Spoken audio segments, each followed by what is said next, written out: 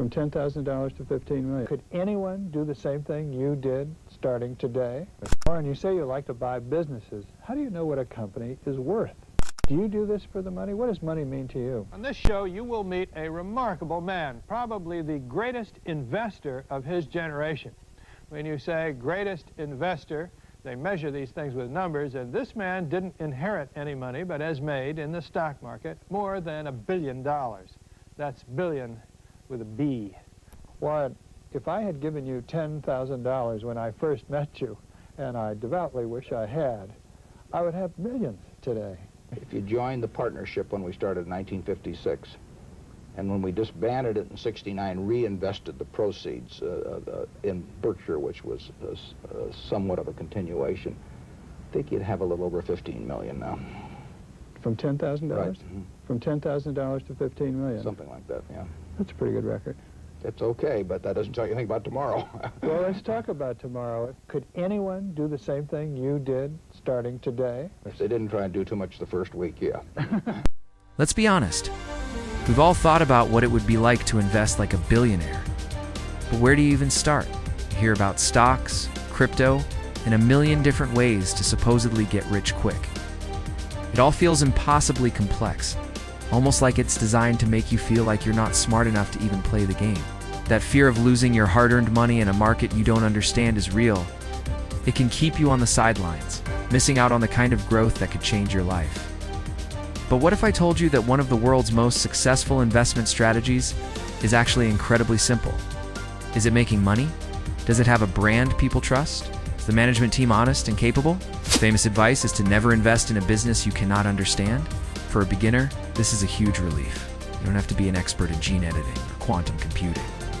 Buffett's method has 3 key parts: value, a margin of safety, and an economic moat. If you understand how a pizza chain makes money, or how a soda company built a loyal customer base, that's your starting point. Your own knowledge is an advantage. Use it. By sticking to what you know, you're already ahead of 99% of investors who are just chasing the latest trend. He famously said, "It's far better to buy a wonderful company at a fair price than a fair company at a wonderful price." This is where the third part comes in. The economic moat. A moat is a durable competitive advantage that protects a company from its rivals, just like a moat protects a castle. This could be a powerful brand like Coca-Cola, a sticky ecosystem like Apple's, or a low-cost operation that nobody else can match.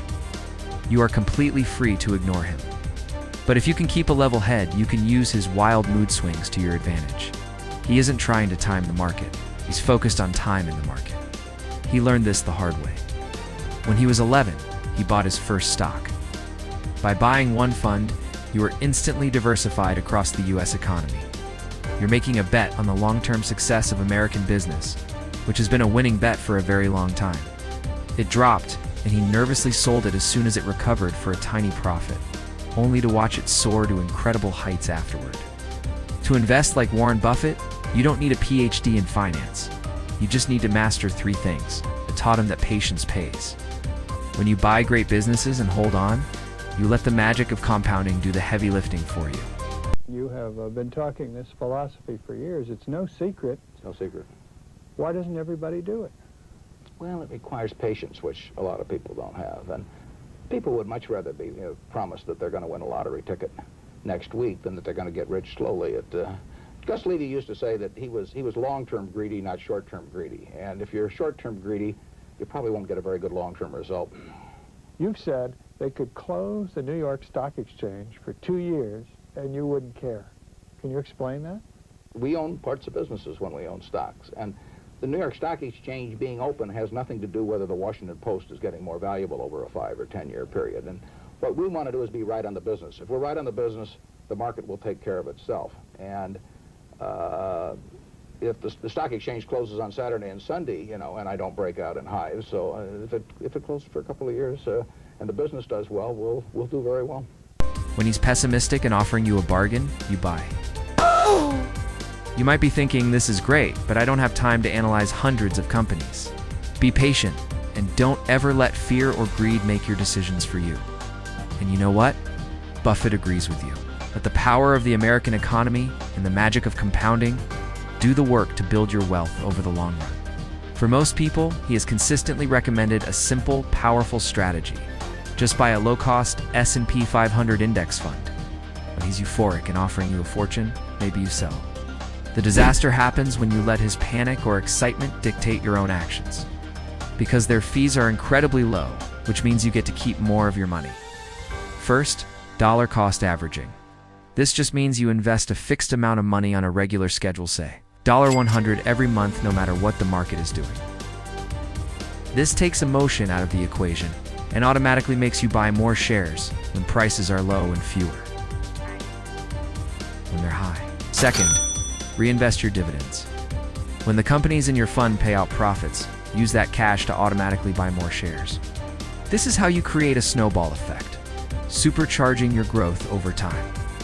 He even laid out a plan for his wife's estate. Put 90% of the money into a low-cost S&P 500 index fund and the other 10% into short-term government bonds. This 90-10 strategy gives you massive growth potential while keeping a small cash cushion for safety. You have to stay rational when everyone else is being driven by fear or greed. Companies with wide moats are the ones that can stay profitable for decades, which makes them wonderful businesses to own for the long haul. This one simple rule can save you from making expensive mistakes. Success in investing has less to do with IQ and more to do with controlling your emotions. To explain this, he uses another one of Benjamin Graham's brilliant analogies, the story of Mr. Market. You know what the academics say. They say the market is efficient and no one can beat it. But you have. And a number of other people that followed Ben Graham's principles have. Right. In fact, everyone that I personally know that has really stuck with the Ben Graham principles over 20 years or more has done appreciably better than the market. Well, what about all the learned business schools that say you can't beat the market? Well, then they aren't so learned. But you've seen some of these papers. I've seen the papers, but I've seen some other people's tax returns.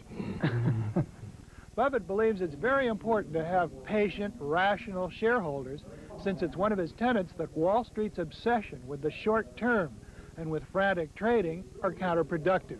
These are the questions a business owner asks, and they're the questions you should be asking too. Every single day he shows up and offers to either buy your share of the business or sell you his, and he always names a price. The problem is, Mr. Market is manic depressive. Some days he's deliriously happy, convinced the future is golden.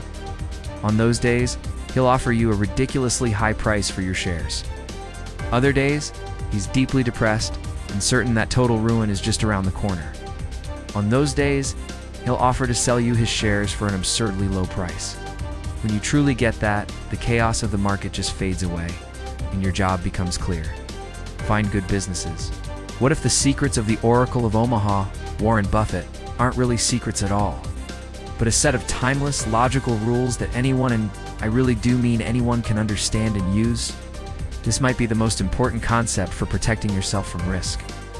The margin of safety is simply the gap between what a company is worth and what you pay for it. If you figure a business is worth $100 per share and you can buy its stock for $70, that $30 gap is your margin of safety. I've noticed in your annual report you say that if you're in a poker game for 30 minutes and you don't know who the patsy is, you're the patsy. You've got it. How do you apply that to the market or to investing? In the market, if you think the market knows more about what your business is, in other words, if your stock goes down 10% and that upsets you, it obviously means that you think the market knows more about the company than you do. And in that case, you're the patsy. If it goes down 10% and you want to buy more because you know the business is worth just as much as when you bought it before, or perhaps a little bit more with the passage of time, so you buy more, they're the patsy. When Ben Graham talked about these things, he talked about tangible assets, iron and steel above the ground, bricks and mortar. But you've expanded Ben Graham's idea to this idea of the franchise, haven't you? I learned that subsequent to Ben. The principles of buying value and the margin of safety and the detachment from market, I learned from Ben. You might say that I learned the proper temperamental set from Ben. The stocks I buy are entirely different from what Ben would buy if he were alive today. It's your cushion against bad luck, unexpected problems, or you just being flat out wrong. It's the idea behind his famous rule. Rule number 1, never lose money. Rule number 2, never forget rule number 1. Buffett is a value investor, which means he looks for companies that are selling for less than they are actually worth what he calls their intrinsic value. Think of it like trying to buy a dollar bill for 50 cents. He learned this from Graham, whose style was sometimes called cigar, but investing like finding a discarded cigar with one good puff left in it. It's not glamorous, but that last puff is free. Stick with me, because by the end of this video, you'll understand the 3 core pillars of his philosophy that you can use to start building your own long-term wealth. When Buffett buys a stock, he's not just buying a ticker symbol blinking on a screen. He's buying a small piece of a real business. The question he asks himself is this a business I would want to own completely? When you hear the name Warren Buffett, you think of success. As the head of Berkshire Hathaway, he took a failing textile mill and turned it into a global powerhouse, making himself one of the richest people on earth. But he didn't do it with some secret algorithm or by making crazy bets. He did it by sticking to a clear, disciplined philosophy that he learned mostly from his mentor, the legendary investor Benjamin Graham. Buffett's entire approach really boils down to a few core ideas. And these aren't just abstract theories. They're practical, road-tested principles that have worked for over half a century. We're going to break down his strategy into 3 main pillars: the mindset, the method, and the temperament. Forget the confusing jargon and the market noise. This is the foundation you need. Here's the single most important shift you have to make. Stop thinking like a stock trader and start thinking like a business owner. This mindset changes everything. It forces you to ignore the daily price swings and focus on what actually matters: the long-term health of the company. A key part of this is what Buffett calls the circle of competence. This whole idea came from his mentor, Benjamin Graham, who taught him that a stock isn't a lottery ticket. It's an ownership stake in a company. How should the small investor look at stock index futures and index arbitrage and all the volatility that has come into the stock market? Well, he should hope that they cause other people to behave very silly, and then he should step in occasionally. He should ignore them as himself, but to the extent that silly instruments occasionally cause silly prices, he can take advantage of them, and the rest of the time he ignores them. Old basketball players lose their legs. Do old investors lose their legs? I don't think so. I think that they probably lose their legs, but they don't need their legs that much. Yeah. Really, being a sound investor really just requires a certain control of your temperament and the ability to know what you know and know what you don't know and occasionally act. And I don't see any reason why that goes with age. When you think I may give you an illustration in another few years, but so far it has no effect. All this by sticking to those fundamental principles and by keeping things simple. Warren, you say you like to buy businesses. How do you know what a company is worth? I look for a business where I think I know what, in a general way, is going to happen. If you buy a bond, you know exactly what's going to happen. If it's assuming it's a good bond, a U.S. government bond, if it says 9% coupons, you know what the 9% coupons are going to be for maybe 30 years if it's a 30-year bond. Now, when you buy a business, you're buying something with coupons on it too, except the only problem is they don't print in the amount, and it's my job to print in the amount on the coupon. And some companies I feel capable of doing that with, and others I don't have the faintest idea. You seem to stay away from high-tech companies. You name 10 high-tech companies to me and ask me where they're going to be in 10 years or 10 months, and I don't have the faintest idea. So that would be exactly like buying cocoa beans or something. I just don't know what's going to happen. Okay, so you have the mindset. Now you need a practical method for picking your investments. First, value. This leads right into the second piece, the margin of safety. But Buffett put his own spin on Graham's ideas. Hey, if this breakdown is helping these powerful ideas click for you, do me a quick favor and hit that subscribe button. You can have the right mindset and the perfect method, but if you don't have the right temperament, you will fail. Imagine your business partners with a guy named Mr. Market. The key, Buffett explains, is that Mr. Market is there to serve you, not to guide you.